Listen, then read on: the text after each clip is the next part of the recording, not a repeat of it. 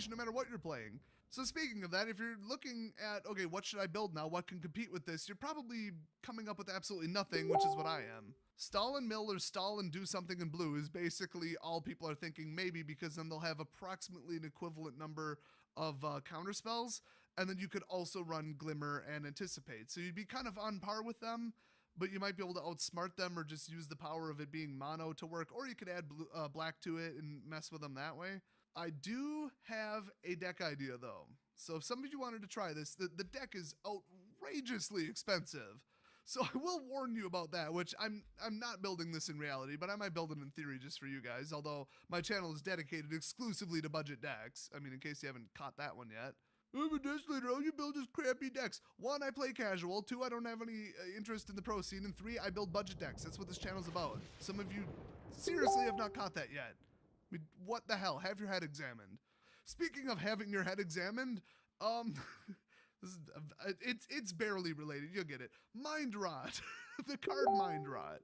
What I noticed is these red, white, blue decks need their anticipates, they need their counterspells, they need their removals, and they need a pile of them. They need a lot of cards in hand. So what do I want to do? Nuke every single card straight out of their hand. I don't know if it would work, but I mean, you mix Death Touch Lifelinkers, which there's a boatload of those, maybe even just some Black Flyers, there's some pretty good ones of those. You take that and that's your creatures, and they're dirt cheap. Just keep it super cheap. The highest attack power / first strike mix, you know, Death Touch, Lifelink, just combat deterrent nastiness is whatever you want to put in there. And then mix it with like every single discard spell that exists. And including like creatures and enchantments and crap, there's like 7 in black right now in standard, just in mono black. And then don't forget Fatal Push. Like I said, this ain't cheap. Collective Brutality is what you need, because the Escalate on that is insane, but it lets you get rid of an instant or sorcery out of their hand. Also, just the Escalate is discard a card. So early game, okay, you just get rid of their draw, their shutdown. They have to draw another one naturally. Good luck. You know, their card draw engine is gone. They burn up their control, their top decking, it's over. Well, hopefully. There's like a 1 in 3 shot of that overall, give or take on average. So then, besides that, late game, you take some useless crap you don't need, like another land, toss that in the graveyard, boom, there's your Escalate. And you can -2 creature. You can also +2, -2 the life totals. So, not bad when you're trying to kind of peck away at them. So if you can repeatedly just empty their hand, the deck does nothing. They have nothing on the field, they run next to no creatures, plus Black Kill. I mean, the deck writes itself. Every time I build a black discard deck, it never works. It's always too slow, and everybody with a rush deck kills me. So yes, red-green werewolves would tear you apart, literally. But if nobody's crazy enough to be playing that at your LGS, which, you know, hopefully, yeah, it would probably get around just Jeskai, and honestly, black-white kill control too. Even black-white-blue would probably get around because you can shut down their card draw. So I think that's pretty good. And then you want creatures that keep coming back. So we're talking Relentless Dead, Eternal Scourge is an absolute must in that deck. I mean, it's so brilliant. It cannot be removed from game. I mean, every time it's targeted with anything, it just exiles itself and you can cast it again from exile. It's insane. More people need to play that card. It is just crazy. Plus, it's colorless, people. There's no excuse not to be playing it. God, it's like Endless One. Why weren't more people playing Endless One? It's the perfect creature. People are like, it doesn't have trample. Shut the hell up. It's like a 5/5 for 5. Get over yourself. What do you want, a 10/10 flyer with trample for 3? Like, shut up. So I feel like persistent creatures that can survive multiple kills, if not infinite kills, like Eternal Scourge, you know, even being bounced back to hand, maybe even being pinned down, because then Eternal Scourge would exile itself, and, you know, Relentless Dead just keeps coming back over and over and over. Anything that resurrects itself out of the graveyard, which is almost exclusively blue creatures. So you might, you know, get something going with that. You know, just anything like that, because it's just going to keep hitting them and hitting them and hitting them and just wasting all of their spells while you're also removing their spells from hand. So I'm going to work on that deck. It just screams expensive, because I'm sure Liliana would fit in it, and I'm sure she's still $40. I mean, it just sucks. I mean, we'll probably be looking at like a $200-300 deck by the time this is done. And you'd probably need like crazy stuff like To the Slaughter and, you know, all that. But I mean, even just Blighted, like whatever the Blighted black card is, that's pretty devastating late game, because only Disallow and Summary Dismissal can stop it. That's it. Somehow I feel like there's another one, but whatever, people don't play those. So if you're looking for a deck in the next couple hours to bring to day 2, if you even have it on game day, go for it. Otherwise, if your LGS has been completely taken over by red, white, blue douchebags, that might be the solution. You might want to try it if you've already got the cards or if you have just limitless money. So, little glimmer of hope, but I will say that is quite literally the only deck idea I have other than some kind of green hex-proof, like super energy, maybe Dynavolty kind of thing. I don't know. It just doesn't sound that good. There's not enough hexproof, and you'd have to burn a spell every time they burned a spell, plus have creatures on the field. Math just at a basic level doesn't add up. So that's my backup plan. I don't think it's as good as Black Discard. But look at all the discard spells. You could find them really, really easily. And you might be able to come up with something. So hopefully that helps out. Hopefully it's a little ray of sunshine in this absolute gloomy hell that is the standard metagame right now.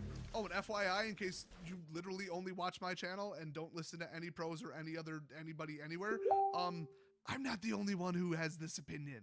Just a little pro tip for you, a little FYI.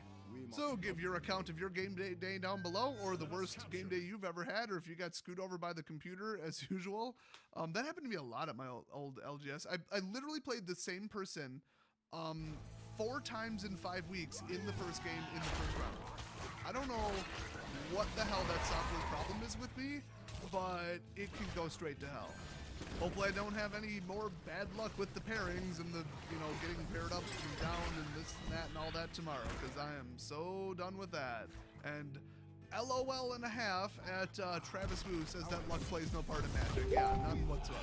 From the card draw to the mulligans to the shuffle luck to the cut to the who you sit down against and what they're running, absolute and complete luck.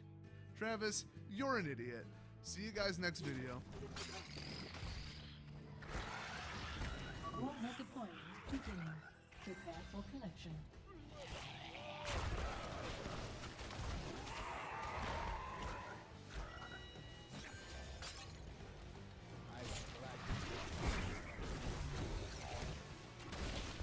Elimination complete.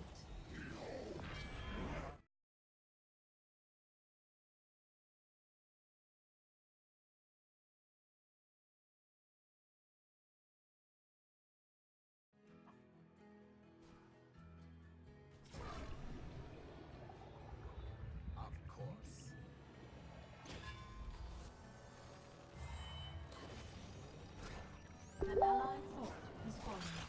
Enemy nuke launched.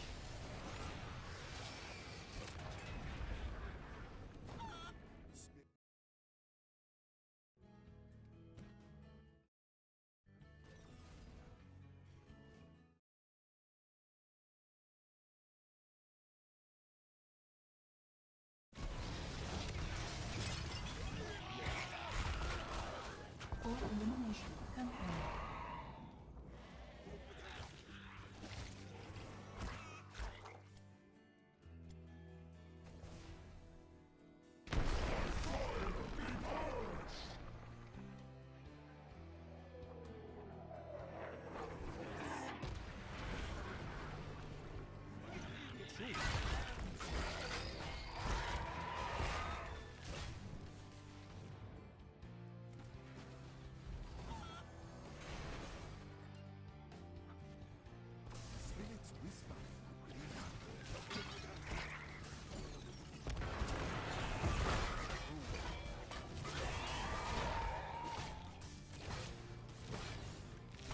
Enemy fort destroyed.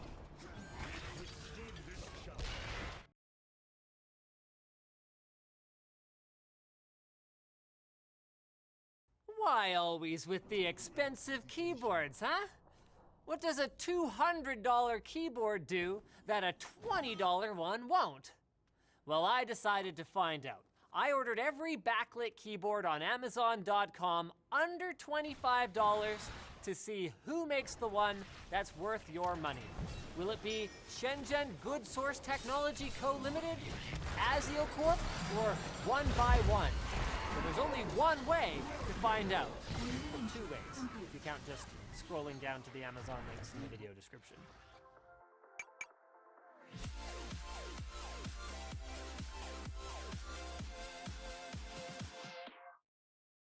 iBuyPower and MSI's new lineup of gaming laptops feature Intel 7th generation Core i7 processors. Check them out at the link below. First up is the DB Power DBA8, a $25 product whose information I can no longer find since the page has been removed from Amazon since I ordered it. It's just as well, I guess, since this one kind of sucks. It features a tri-color backlight with red, blue, or purple colors available, but the membrane key switches are very mushy, and there's too much flex in the deck for a comfortable gaming experience. Next is the Jishan 87 Keys Fashion Classic. The marketing materials suggest that it might give you a great shock, but based on what I saw of the build quality, that seems very unlikely. This thing is a tank for a $23 keyboard. You get cable management holes on the bottom and function media keys along the top.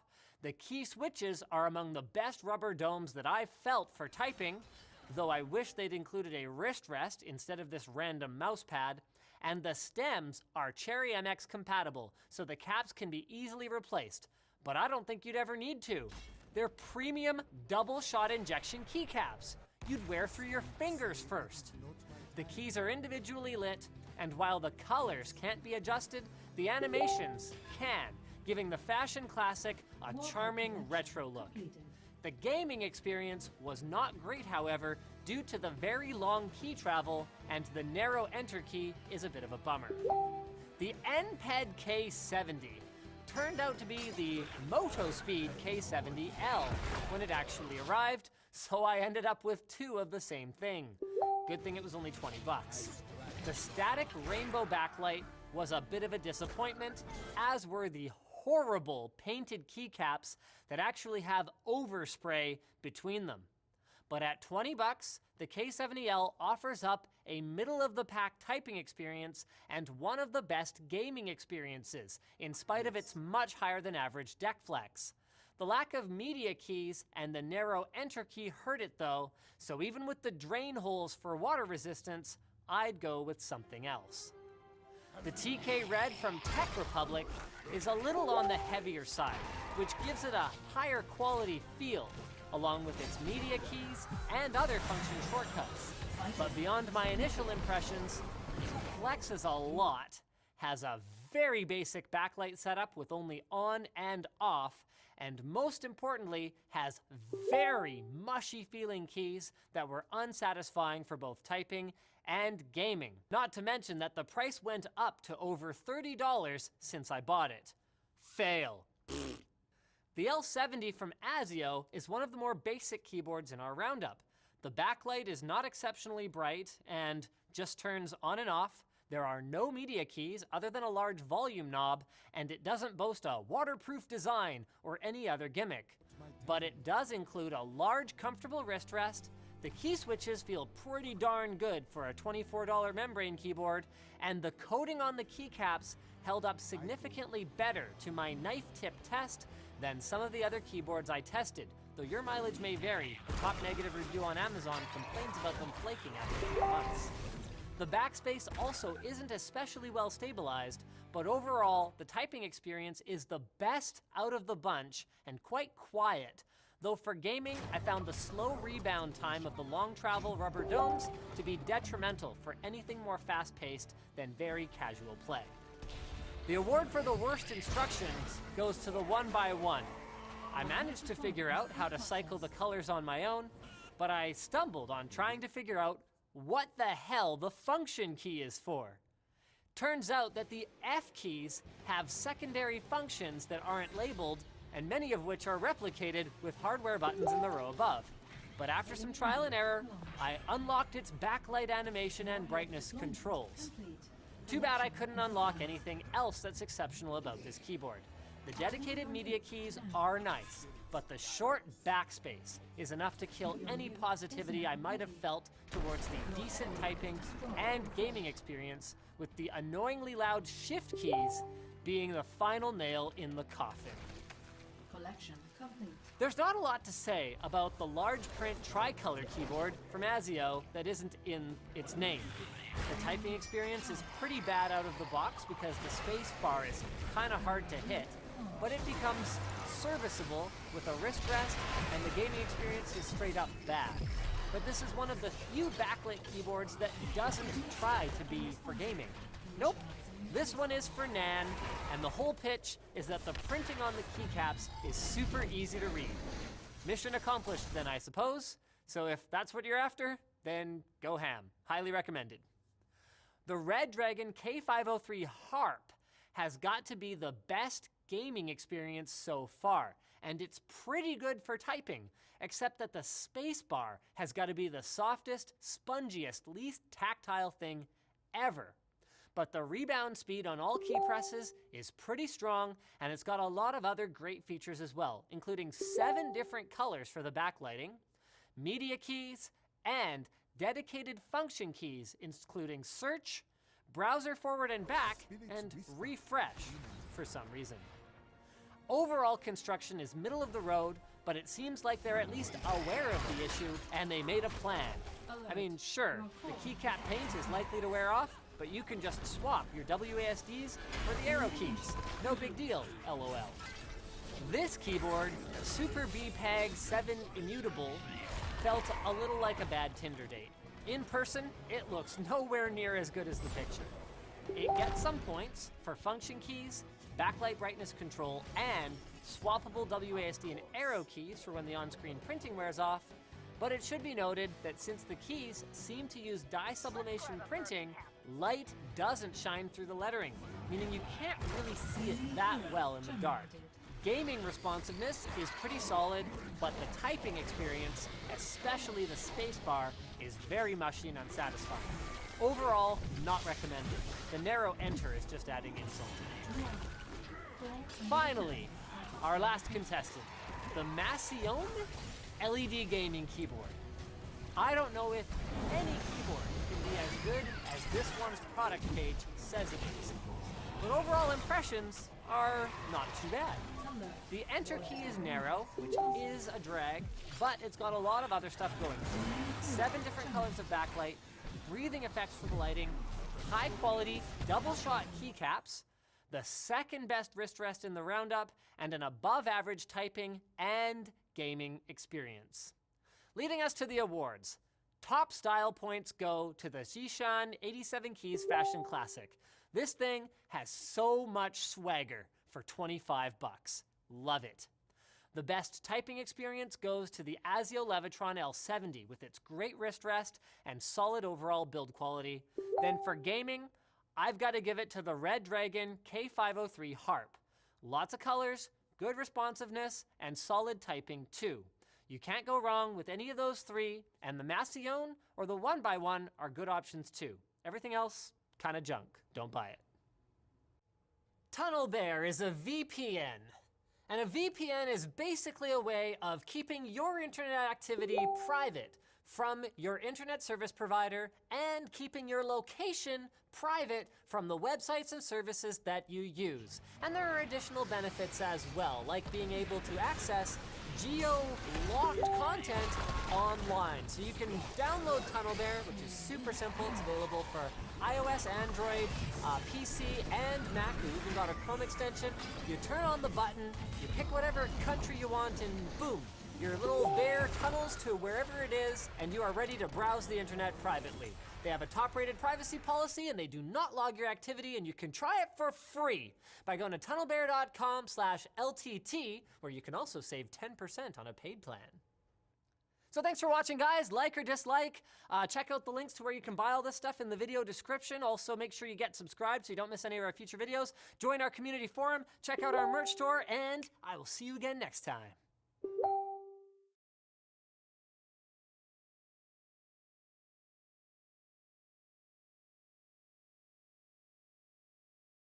So this year at CES, the RGB craze was in full swing. 2 years ago, it was keyboards. Last year, it was motherboards. This year, if you could hold it down long enough to slap an LED on it, it was RGB. Memory, SSDs. Someone's probably making RGB cables at this point. But the thing about the RGB craze is that it's very polarizing. Some people love it and some people hate it, which got me thinking, What if there was some way that we could tastefully improve RGB products so that nobody could dislike them? And then it came to me. More bling.